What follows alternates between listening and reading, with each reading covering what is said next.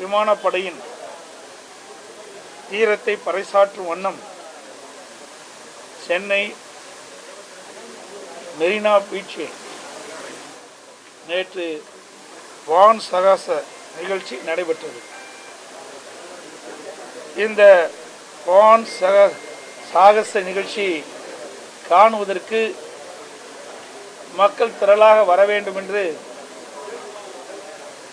முதலமைச்சர் திரு ஸ்டாலின் அவர்கள் அழைப்பு விடுத்திருந்தார். மக்கள் லட்சக்கணக்கான மக்கள் இந்த அடிப்படையில்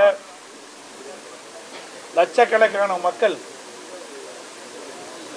இந்த வான் சாகச நிகழ்ச்சிக்கான மெரினா பீச்சிலே மிக திரளாக கூடினார்கள். அந்த நிகழ்ச்சியை கண்டு களித்துக் கொண்டிருக்கின்ற வேளையில் இந்த அரசு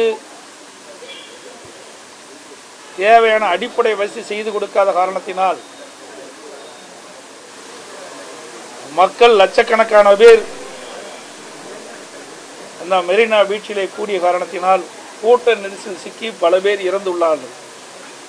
அடிப்படை வசதி செய்து கொடுக்காத காரணத்தினால் அங்கே குடிநீர் வசதி கிடையாது, கழிப்பறை வசதி கிடையாது. இதனால் மக்கள் பெரும் துன்பத்துக்கு ஆளாகியுள்ளார்கள்.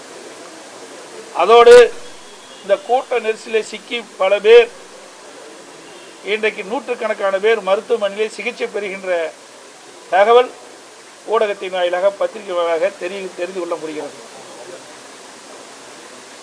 இன்றைக்கு முதலமைச்சருடைய அறிவிப்பின் காரணமாகத்தான் லட்சக்கணக்கான பேர் அங்கே கூடிய ஒரு சூழ்நிலை ஏற்பட்டது. இந்த நிகழ்ச்சிக்கான எவ்வளவு பேர் அங்கே கூடுவார்கள் என்று தகவலை உளவுத்துறையின் மூலமாக தகவலை பெற்று அதற்கு தக்க ஏற்பாடுகளை செய்திருந்தால் இந்த உயிர் சேதம் ஏற்பட்டிருக்காது. எவ்வளவு பேர் வருவார்கள் என்று திட்டமிட்டு தகவலை பெற்று அதற்கு தேவையான பாதுகாப்பு ஏற்பாடுகள், மக்களுக்கு தேவையான குடிநீர் வசதிகள், அடிப்படை வசதிகளை செய்து கொடுக்க வேண்டியது அரசினுடைய கடமை. ஆனால் முதலமைச்சர் அறிவிப்பை வெளியிட்டுவிட்டு அந்த அறிவிப்பை நம்பி வந்த மக்களுக்கு துன்பம் தான் நேர்ந்தது. விலை மதிக்க முடியாத உயிரை இழந்ததுதான் மிச்சம். ஆக இந்த அரசனுடைய செயலற்ற தன்மை, கையிலாகாத தன்மை இதில் காட்டுகிறது. இது வெட்கக்கேடான விஷயம். இதே விமான சாகச நிகழ்ச்சி பல்வேறு இடத்தில் நடைபெற்றது. அங்கெல்லாம் சிறப்பான ஏற்பாடுகள் செய்திருந்தார்கள். ஆனால் தமிழகத்திலே ஒரு பொம்மை முதலமைச்சர், திறமையற்ற முதலமைச்சர் நாட்டை ஆளுகின்ற காரணத்தினாலே, திட்டமிட்டு செயல்படாத காரணத்தினாலே இன்றைய மக்கள் துன்பத்திற்கு ஆளாயிருக்கின்றார்கள். பல பேர் இறந்திருக்கின்றார்கள். 100க்கும் மேற்பட்டவர்கள் இன்றைக்கு மருத்துவமனையிலே சிகிச்சை பெறுகின்ற அவல நிலையை நாம் பார்க்க முடிகிறது. இதை நாங்கள் வன்மையாக கண்டிக்கிறோம். இனியாவது இந்த விடியா திமுக அரசு, ஸ்டாலின் தலைமையில் இருக்கின்ற திமுக அரசு இப்படிப்பட்ட லட்சக்கணக்கான மக்கள் கூடுகின்ற நிகழ்ச்சி ஏற்பாடு செய்கின்ற பொழுது உளவுத்துறையின் மூலமாக சரியான தகவலை பெற்று முன்கூட்டியே தக்க பாதுகாப்பும் மக்களுக்கு தேவையான அடிப்படையை செய்து கொடுக்க வேண்டும் என்று வலியுறுத்துகின்றேன். அவர் எதைத்தான் அரசியலாக்க வேண்டாங்கிறாரு? அப்பெல்லாம் என்னென்னலாம் பேசினாரு சொல்லுங்க பார்க்கலாம். அதாவது இதையெல்லாம் தெரியுமில்ல ஒரு அரசாங்கத்திற்கு. ஒரு அரசாங்கம் என்று சொன்னால் மக்களை பாதுகாக்க வேண்டும். அதான் அரசாங்கத்துடைய கடமை. இன்றைக்கு உளவுத்துறை எதற்காக இருக்கின்றது? அந்த உளவுத்துறையின் மூலமாக எவ்வளவு பேர் அந்த சாகச நிகழ்ச்சி காண வருவார்கள் என்று தகவலை பெற்று அதற்கு தேவையான ஏற்பாடு செய்வது அரசுடைய கடமை. அதை செய்ய தவறியது அரசு. இதற்கு முழு பொறுப்பு ஸ்டாலின் தான் ஏற்கப்பட வேண்டும். ஏனென்றால் இவர்தான் அழைப்பு விட்டார். ஸ்டாலின் அவர்கள்தான் விமான சாகச நிகழ்ச்சி வந்து கண்டு கலிங்கள் என்று அறிவிப்பை வெளியிட்டவர் இந்த நாட்டினுடைய முதலமைச்சர். அப்படி அறிவிப்பை வெளியிட்டு வருகின்ற மக்களுக்கு தகுந்த பாதுகாப்பு, தகுந்த அடிப்படை வசதி செய்து கொடுப்பது அரசினுடைய கடமை. அதை செய்ய தவறிய காரணத்தினால்தான் இன்றைக்கு பல பேர் இறந்திருக்கின்றார்கள். பல பேர் மருத்துவமனையில் சேர்ந்து சிகிச்சை பெற்று வருகிறார்கள். இதற்கெல்லாம் யார் காரணம்? திரு ஸ்டாலின் தலைமையில் இருக்கின்ற அரசாங்கம் திரு ஸ்டாலின் தான் பொறுப்பு.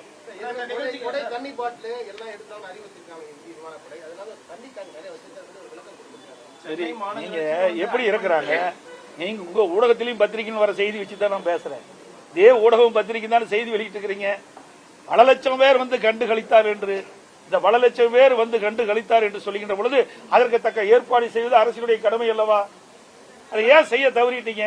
அதனாலதானே இவ்வளவு பேர் இறந்துட்டாங்க, இவ்வளவு பேர் இவ்வளவு துன்பத்துக்கு ஆளாயிருக்காங்க. பல நூற்றுக்கணக்கான பேர், 250 பேருக்கு மேலாக எனக்கு கிடைத்த தகவல் சுமார் 300 பேர் ஊடகத்தின் பத்திரிகை இந்த செய்தி வச்சு நான் சொல்றேன்.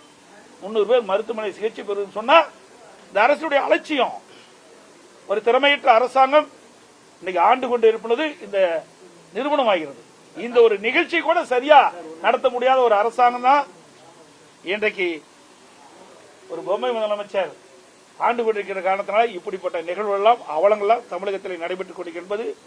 வெட்கக்கேடான செயலாக பார்க்கிறோம். இந்த ஏர் ஷோவுக்கு வந்து 8000 தமிழக காவலர்களை வந்து நாங்க பணியமர்த்திருக்கோம் அந்த இடத்துல பாதுகாப்புக்காக.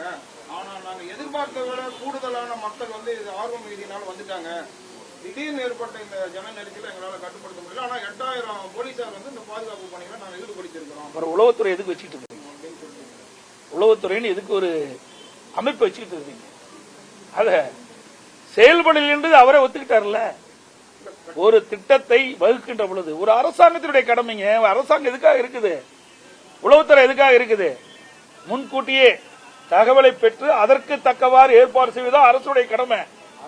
அதை செய்ய தவறியது இந்த திரு ஸ்டாலின் தலைமையில் இருக்கிற அரசாங்கம். அதை மறைக்கிறதுக்கு என்னென்னமோ பேசிட்டு இருக்கிறாங்க. உயிரிழந்தவர்களுக்கும் பாதிக்கப்பட்டவர்களுக்கும் எந்த மாதிரி நிவாரணம் இருந்தா சரியா இருக்கும்? என்ன விலையெல்லாம் மதிக்க கூட உயிரே போயிட்டுது. அப்புறம் என்னத்தை கொடுத்து என்ன பிரயோஜனம் சார்? இதுல என்ன யாருடைய கவனக்குறையால் உயிர் போயிட்டது? அரசனுடைய கவனக்குறையால் உயிர் போய்விட்டது. இந்த குடும்பத்தை யார் காப்பாற்றுறது? ஒரு நிவாரணம் கொடுத்துட்டா அந்த குடும்பம் காப்பாற்றிடுவாங்களா? இந்த முழு பொறுப்பு ஸ்டாலின் தான் ஏற்க வேணும். இந்த திமுக அரசாங்கம் தான் ஏற்க வேணும். ஏன் இப்படிப்பட்ட நிகழ்வு ஏற்படுகின்ற பொழுது நீங்க தானே அழைப்பு எடுத்தீங்க? நீங்க அழைப்பு எடுக்கலாம் இவ்வளவு லட்சம் பேர் கூட மாட்டாங்கல்ல? அந்த மெரினா பீச்சில் எவ்வளவு கூட்டம் கூடுது? அதுக்கு என்ன அடிப்படை செய்து கொடுக்க வேணும்? எத்தனை லட்சம் பேர் கூடுனா நம்ம பாதுகாக்க முடியும்? இதெல்லாம் திட்டமிட்டு உளவுத்துறையின் மூலமாக தகவலை சேகரிப்பது அரசாங்கம். அந்த அரசாங்கத்துடைய முதலமைச்சர் தான் அதுக்கு பொறுப்பு. இதெல்லாம் தெரியாத ஒரு அழைப்பு வெட்டுறது. நீங்க போய் பாதுகாப்பா அமர்ந்து சாகச நிகழ்ச்சியெல்லாம் பாத்தீங்க. ஆனா சாதாரண மக்கள் இதை காண ஆர்வமா வந்தாங்க. அவர்களுக்கு தக்க பாதுகாப்பு கொடுக்க வேண்டியது அரசியல் கடமை அல்லவா? ஏதாவது சாக்கு போக்கு சொல்லி தப்பிக்கலாம் சரியல்ல.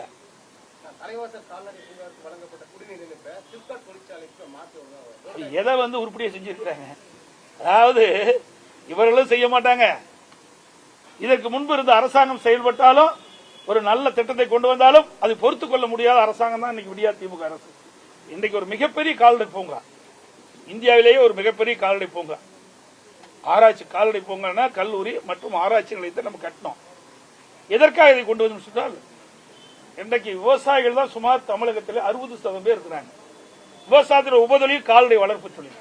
இந்த கால்நடை வளர்க்கின்ற இந்த விவசாயிகளுக்கு இரட்டிப்பு வருமானம் கிடைக்க வேண்டும் என்ற அடிப்படையில் தான் இந்த ஆராய்ச்சி நிலையத்தை நான் கொண்டாந்தோம். கால்நடை பூங்கா ஆராய்ச்சி நிலையத்தை கொண்டாந்தோம்.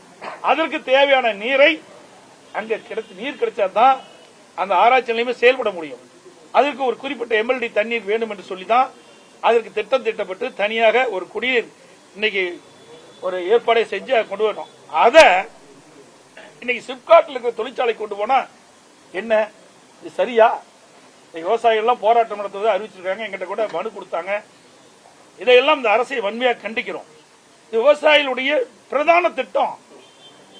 இந்த ஆராய்ச்சி நிலையத்தின் மூலமாக இன்றைக்கு கலப்பின பசுக்களை உருவாக்கி நம்முடைய விவசாயிகள் கொடுத்தா இன்றைக்கு ஒரு 10 லிட்டர் கறக்கின்ற பசு ஒரு 35 லிட்டர் பால் கறக்கும். அதே போல ஆடு இன்றைக்கு ஒரு 15 கிலோ 16 கிலோ ஒரு வருடத்திற்கு நம்ம ஒரு ஆடை வளர்த்தனா 15 கிலோ எடை தான் கிடைக்கும். இதே ஆராய்ச்சி நிலையத்தின் மூலமாக 40 கிலோ எடையுள்ள பசு கிடைக்கும். அதுபோல மீன் ஆராய்ச்சி நிலையம், பன்றி, நாய், கோழி எல்லாமே அந்த ஆராய்ச்சி நிலையத்தின் மூலமாக உருவாக்கப்பட்டு விவசாயிகளுக்கும் ஏழை மக்களுக்கு கொடுக்கின்ற திட்டம் அது. இதெல்லாம் பொருளாதார வளர்ச்சி பெற முடியும். விவசாயிகள் பொருளாதாரத்தை மேம்பாடு அடைய வேண்டும் என்றால் இப்படிப்பட்ட திட்டத்தை கொண்டு வருவது அரசுடைய கடமை. அதை எங்களுடைய அரசு செஞ்சது. ஆனால் விடியா திமுக அரசு அதையும் அந்த ஆராய்ச்சி நிலையத்தையும் திறக்கல, கால்நடை பூங்காவை முழுமையா திறக்கல. நான் இருக்கின்ற பொழுது, அம்மாவுடைய அரசு இருக்கின்ற பொழுது அந்த கால்நடை மருத்துவக் கல்லூரி திறந்துட்டோம். இந்த ஆராய்ச்சி நிலையத்தை இன்னும் திறக்கல. என்ன, நான் ஏற்கனவே பல முறை சொல்லிட்டேன். ஏன் அதை விடாப்படி அதை வச்சுட்டு இருக்கேன்னு தெரியல. அதிமுக அரசு கொண்டு வந்த ஒரே காரணத்திற்காக இன்னும் கட்டி முடிக்கப்பட்டு 2 ஆண்டு காலமாகியும் இன்னும் அது திறக்காது இருப்பது கண்டிக்கத்தக்கது. இது விவசாயிகளுக்கு விரோதமான அரசாகத்தான் நாம் பார்க்கப்படுகிறோம். அது மட்டுமல்ல, இந்த தண்ணீரை இந்த கால்நடை பூங்காவுக்காக திட்டமிட்டு கொண்டு வரப்பட்ட அந்த காவிரி தண்ணீரை சிப்காட்டுக்கு வழங்குவதை ஒருபோதும் ஏற்றுக்கொள்ள மாட்டோம். இதை நீதிமன்றத்தின் மூலமாக சந்தித்து இது நிவாரண காலம், அப்படி ஒரு கால் மீண்டும் இதை கொண்டு போனால் அரசு வேண்டுமென்றே திட்டமிட்டு இந்த ஆராய்ச்சி நிலையத்தை முடக்க வேண்டும் என்பதற்காக இந்த தண்ணீரை சிப்காட்டுக்கு கொண்டு போக நினைத்தால் அதிமுக அரசு வருகின்ற பொழுது அது ரத்து செய்யும்.